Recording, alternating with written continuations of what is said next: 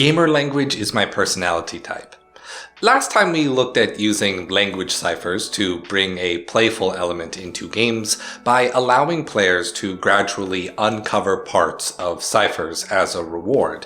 Language can be used to motivate players to explore and perhaps even replay a game for extra story.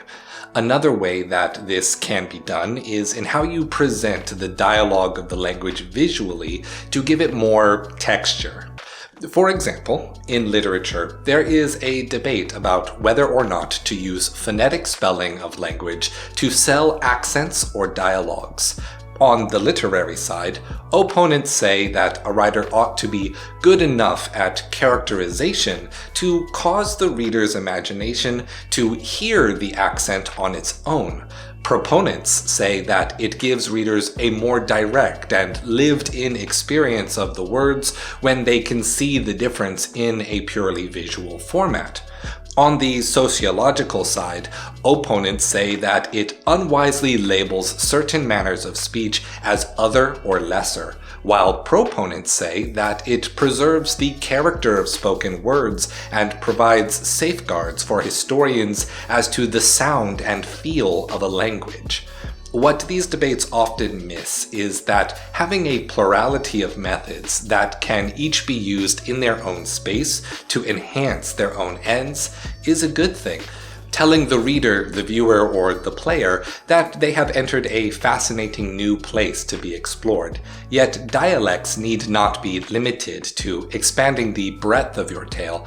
They may be used to create depth as well. A small, localized setting can be made more familiar, textured, and cozy when you pull from a variety of dialects found in a single culture, such as the cartoon Class of 3000 taking place in Atlanta, Georgia, USA, pulling from the many different Southern accents and Spanish accents one may find in the city for each of its characters, so as to authentically represent the series creator Andre 3000's experience of his hometown.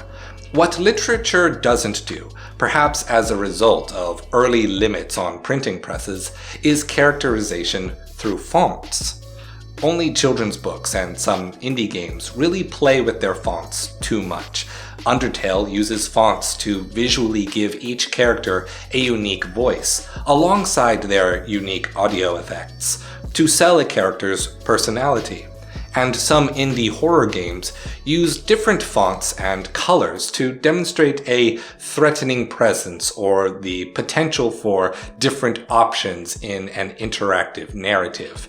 These accomplish the exact same goals as phonetic spelling without phonetic spelling, and at least culturally, though not necessarily, it is a quality very unique to games.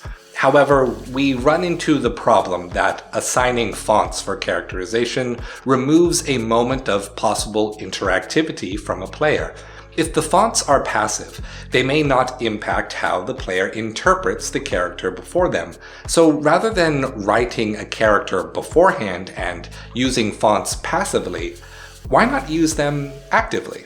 If you are a game developer out there, consider making a game where side characters and main characters are given personality and purpose by letting the player assign them a font, or alter an established player character's personality or speech through font choices. I think players might find that interesting.